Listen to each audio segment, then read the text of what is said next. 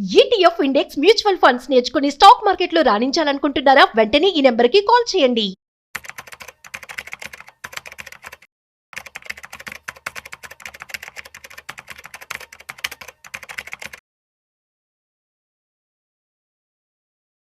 నమస్తే, welcome back to Suman TV. Present మనతో పాటు ఉన్నారు స్టాక్ మార్కెట్ అనలిస్ట్ సుందరరామరెడ్డి గారు. నమస్తే సార్. సార్, ఎట్టకేలకి మరి వార్కి 2 వీక్స్ బ్రేక్ పడింది. మరి మార్కెట్ ఎలా ఉంది? ఒకసారి అప్డేట్స్ మాట్లాడుకుంటే. డెఫినెట్గా అండి. అండ్ చాలా సంవత్సరాలు అంటే నెలల తర్వాత మనకు మార్కెట్ ఈ రేంజ్లో కనపడుతుంది. అండ్ సెన్సెక్స్ 3000 పాయింట్స్ అంటే నిఫ్టీ 1000 పాయింట్లు ఒక్క రోజులో అంటే ఇట్స్ టూ గుడ్ మార్కెట్ అనమాట.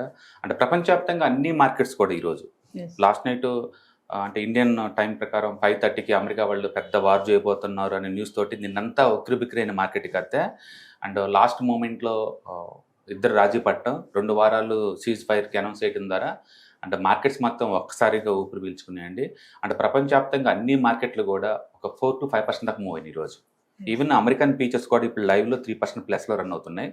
అండ్ ఒక్కసారిగా ఆయిల్ డ్రాప్ అయిపోయిందండి. ఇప్పుడు దాకా ఈ సప్లైస్ అండ్ డిస్టర్బెన్స్ వల్ల ప్రపంచవ్యాప్తంగా ఆయిల్ ప్రైస్ బాగా మూవ్ అయినాయి కదా, ఇవన్నీ కూడా బ్రెంట్ క్రూడ్ ఆయిల్ బిలో $100కి వచ్చేసింది. అండ్ ఇండియాలో అయితే ఇప్పుడు ఎంసీఎక్స్లో 17% డ్రాప్ అయింది. అండ్ ఇది crude oil. Natural gas 5% drop అయింది. అండ్ ఈవెన్ డాలర్ కూడా 1% డ్రాప్ అయిందండి. అది బిలో 98 రూపీస్కి వచ్చింది అనమాట డాలర్ కూడా. అంటే డాలర్ వీక్ అవటం వల్ల ఈరోజు మెటల్స్ అన్ని బాగా పెరిగింది. ఈవెన్ గోల్డ్ 2% పెరిగింది, ప్లస్ సిల్వర్ ఆల్మోస్ట్ 5% దాకా పెరిగింది.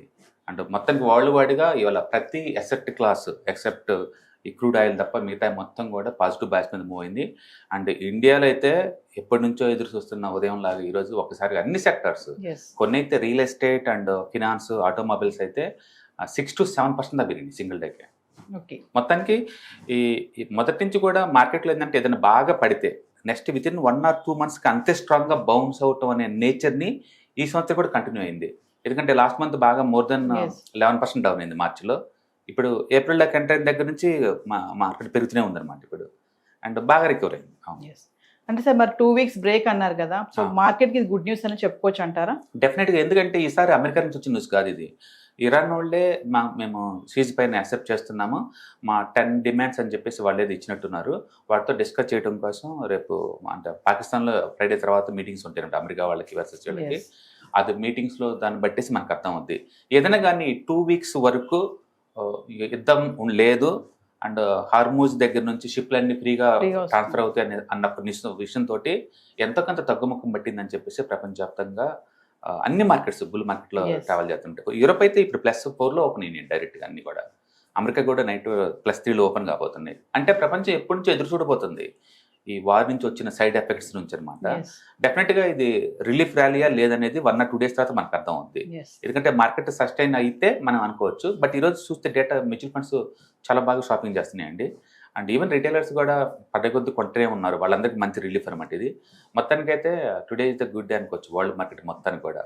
అంటే సెన్సెక్స్ 300 పాయింట్లు అంటే నిఫ్టీ అంటే 1000 పాయింట్లు అనేది మనం చాలా రేర్గా చూస్తాం.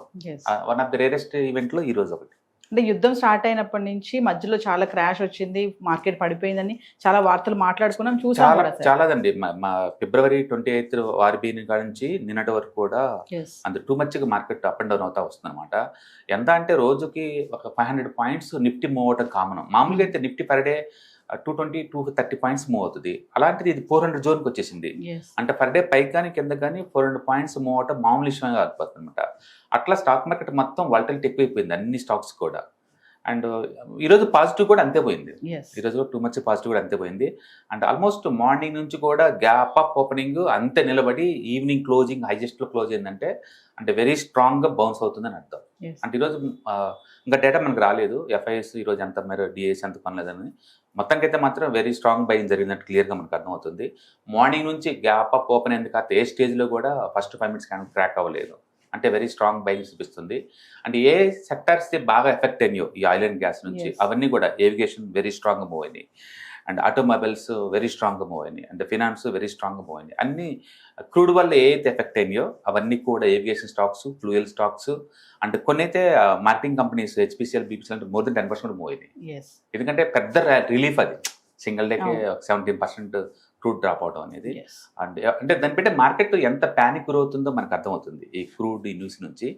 బట్ ఒకసారిగా రిలీఫ్ ర్యాలీ అండ్ బాగా ఎఫెక్ట్ అయిన సెక్టర్స్ మొత్తం బాగా వెళ్ళి ఒక ఐటీ లాస్ట్ 4-5 డేస్లో 6% పెరిగింది కాబట్టి ఈరోజు అది పార్టిసిపేట్ చేయలేదు, కానీ ఎంటైర్ మార్కెట్ ఈరోజు పార్టిసిపేట్ చేసింది. ఎస్, రిలీఫ్ ర్యాలీ అంటున్నారు కదా సార్, ఈ టైంలో మరి ఇన్వెస్టర్స్కి మీరు ఇచ్చే సజెషన్స్ ఏమైనా ఉన్నాయా? నో, బేసికల్ మీరు ఎప్పుడు ఇన్వెస్ట్మెంట్ కంటిన్యూ చేసుకోండి. ఎస్ఐపీలో పెట్టేవాళ్ళు గుడ్ న్యూస్ అనో బ్యాడ్ న్యూస్ బేస్ కాదండి. లాంగ్ టర్మ్ ఫైనాన్షియల్ గోల్స్ తగ్గట్టు మీరు పెట్టుకుంటూ వెళ్ళండి. ఇలాంటివి పోతుంటాయి. లాస్ట్ మంత్ వరకు ప్యానిక్ అని ఎన్క్లాక్ కొట్టాలి, ఈ మంత్ మళ్ళీ గ్రీడ్ అని ముందు రావటం, ఇలాంటి మీకు అలా సెట్ అవ్వదు అనమాట. లాంగ్ టర్మ్ ఉన్న ప్లానింగ్ చేస్తున్న వాళ్ళందరికీ మార్కెట్లో ఇలాంటి వాళ్ళకి ఎక్స్పీరియన్స్ ఉంటుంది ఆల్రెడీ. ఈ పట్టాలు లేవటాలు ఇవన్నీ మామూలు అని అంటే ఎవ్రీ మంత్ పెట్టుకుంటూ పోవటం వల్ల మనకు వస్తుంది. కోవిడ్ టైంలో నుంచి ఇప్పటిదాకా చూసుకుంటే లేదు, ఎవ్రీ ఇయర్ మార్కెట్లోకి వచ్చే ఎస్ఐపి అమౌంట్ పెరుగుతూనే ఉంది తప్ప తగ్గలేదండి. ఏమాత్రం పెరుగుతుంది. మార్కెట్ అప్పుడు గ్రో అవుతున్నా సరే, ఈవెన్ లాస్ట్ 2 years నుంచి రిటర్న్స్ బాగా లేకపోయినా సరే, బట్ ఎస్ఐపి ద్వారా మార్కెట్లోకి వచ్చే ఈ అమౌంట్ అయితే పెరుగుతూనే ఉంది తప్ప ఏం తగ్గలేదు. అంటే రిటైల్స్ వెరీ క్లియర్గా ఉన్నారు. లాంగ్ టర్మ్లో ఇండియన్ గ్రోత్ స్టోరీకి వచ్చి నష్టం ఏం లేదనే విషయం. డిస్కౌంట్ ఉన్నప్పుడు కొంటనే ఉన్నారు అదే పనిగా. డెఫినెట్గా అది యూజ్ అవుతుంది లాంగ్ టర్మ్ పాయింట్ ఆఫ్ లో. ఎందుకంటే లాస్ట్ 2 years నుంచి మార్కెట్ పెద్ద మూవ్ లేదు కాబట్టి ఎక్కువ యూనిట్లు గ్యాదర్ చేసి ఉంటారు. అండ్ ఇలా పెరుగుతున్న టైంలో ఏమందంటే ఈజీగా బ్రేక్ ఈవెన్కి వచ్చేసి ప్రాఫిట్లోకి వచ్చేస్తే అండ్ ఫ్యూచర్లో అమ్ముకోవడానికి వీలుగా ఉంటుంది. అందుకని మార్కెట్లో ప్యానిక్కి దూరంగా ఉండే బదులు మీ ఫైనాన్షియల్ గోల్స్కి రీచ్ అయ్యేలాగా ఎక్కువ యూనిట్లు గ్యాదర్ అవుతున్నాయి కాబట్టి కంటిన్యూస్గా ఇన్వెస్ట్మెంట్ చేసుకోవడం బెటర్. అంటే ఎక్స్పీరియన్స్ ఉన్న వాళ్ళు ఇన్వెస్టర్స్ అయితే ఓకే సార్, మరి కొత్తగా వచ్చే వాళ్ళకి ఇట్లాంటి అన్సర్టెనిటీ వచ్చినటువంటి ఇలాంటి టైంలో ఇప్పుడు మళ్ళీ బ్రేక్ వచ్చిందని చెప్తున్నారు వారికి, మరి ఈ టైంలో వాళ్ళకి ఎలాంటి సజెషన్స్ ఇస్తారు కొత్తగా వచ్చే వాళ్ళు? బేసికల్గా నాలెడ్జ్ లేకుండా మార్కెట్లోకి ఎంటర్ అవుద్దని చెప్తాను. రెండోది పేరెంట్స్కి ఇన్వెస్ట్మెంట్ హ్యాబిట్స్ ఉన్నాయి అనుకోండి, కిడ్స్ కూడా ఫాలో అవుతూ ఉంటారు కాబట్టి వాళ్ళకి ఐడియా ఉంటుంది. అందరికీ తెలుసు ఈక్విటీ అనేది volatility asset class. Short term point of లో చాలా వాలటిలిటీ గ్రో అవుతుంది, బట్ లాంగ్ టర్మ్లో వెల్త్ క్రియేట్ చేస్తాం అనేది. మీరు గత 30 years హిస్టరీ లీడ్ చేసుకుంటే కనుక మనకు అర్థమైపోద్ది మార్కెట్ పట్టడం ఇవన్నీ కామన్ అని. End of the day economy structure growth బాగుందంటే బాగా మూవ్ అవుతూ ఉంటాయి అనే విషయం మనకు అర్థమైపోతుంది. కాబట్టి ఇప్పుడు ఒకవేళ ఈ వారు యుద్ధం జరిగినా కూడా ఎఫెక్ట్ ఎంతకాలం ఉంటుంది అంటే 1 or 2 years ఉంటుంది అంతే. లాంగ్ టర్మ్లో గ్రోత్ అయితే ఖచ్చితంగా ఉండాల్సిందే బిజినెస్లో. కాబట్టి ఇలాంటి ప్యానిక్లు ఏంటంటే మనకి డిస్కౌంట్ ఆపర్చునిటీ వస్తాయి. మీ దగ్గర అమౌంట్ ఉంటే డిప్లాయ్ చేసుకోవచ్చు. ఫస్ట్ ఏంటంటే మీరు మల్టీ అసెట్ అలొకేషన్ ఫండ్స్ పెట్టుకోండి.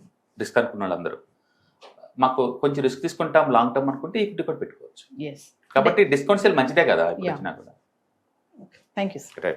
హాయ్, మీరు స్టాక్ మార్కెట్కి కొత్త లేదా మీరు మార్కెట్లో ఉన్నా సరే మనీ మేక్ చేయడం టఫ్గా ఉందా? అంటే స్టాక్ మార్కెట్లో ఎన్ని సంవత్సరాలు ఉన్నా సరే ఇంకా బ్రేకింగ్ ఏం రావట్లేదా? లేదా మీరు పెద్ద మొత్తంలో స్టాక్ మార్కెట్లో మెయింటైన్ చేయాలనుకున్నారా? మీ పొజిషన్ ఏదైనా అయి ఉండొచ్చు. స్టాక్ మార్కెట్లో కనుక లాంగ్ టర్మ్లో మనీ మేక్ చేసుకోవాలనుకుంటే షార్టెస్ట్ పాసిబుల్ వే అంటే ETFs, index funds, mutual funds ద్వారా లిటిల్ బిట్ ఈజీగా ఉంటుందన్నమాట. కాబట్టి మీకు ఎవరికైనా ఇంట్రెస్ట్ ఉందంటే ETFs, index funds and mutual funds నేర్చుకోవడానికి ఇది బెస్ట్ పాసిబుల్ వే ఏంటంటే ETFs, index funds and mutual fund course. ఇది ఎవ్రీ మంత్ వీకెండ్స్ లో సాటర్డే, సండే, మండే ఇలా 3 రోజుల్లో daily 2 hours totally 6 hours program ద్వారా నేర్పడుతుంది. ఇంట్రెస్ట్ ఉన్న పార్టిసిపెంట్స్ కింద స్క్రోల్ అవుతున్న నెంబర్స్ ని కాల్ చేయడం ద్వారా లేదా రిజిస్ట్రేషన్ చేసుకోవడం ద్వారా మీ సీట్ ని బుక్ చేసుకోవచ్చు.